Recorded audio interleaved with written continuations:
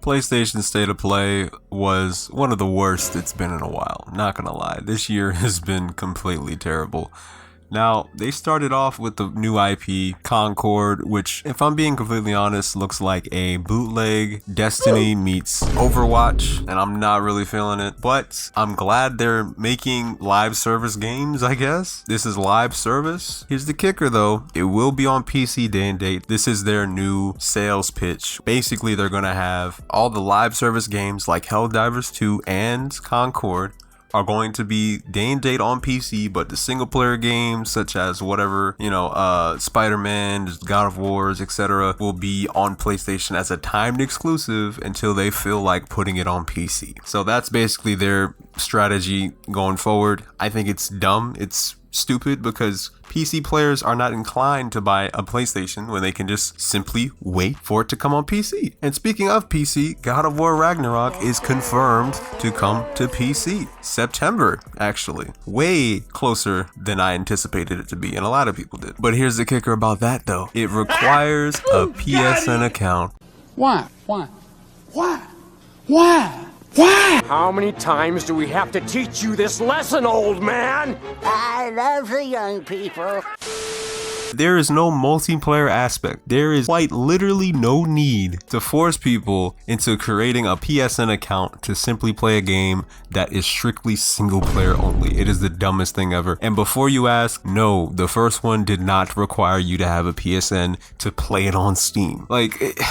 Honestly, they just keep making the world's stupidest decisions, and it's just gonna hurt them in the long run. As if Helldivers 2 and Ghost of Tsushima requiring PSN, massive backlash they received wasn't enough. Now they're gonna do it again for God of War, a single player game. Now with Helldivers and Ghost of Tsushima, it kinda made sense because they had multiplayer elements. Helldivers 2, full on multiplayer. Ghost of Tsushima, it has a multiplayer mode. But God of War Ragnarok, come on dog, really? A single player game. A third person single player game, you need a PlayStation account to play it. It's just ridiculous. But again, it falls into the whole thing. They're trying to force people into buying a PlayStation. They're trying to force PC players into buying a PlayStation. That's a downgrade. Why would they ever do that? It doesn't make sense. It's so stupid. But on top of that, we didn't see anything of note. All we saw was a bunch of second party and third party games. Meaning games that are going to other platforms or at least going to be on PC. So it's nothing you need to buy a PlayStation 5 for.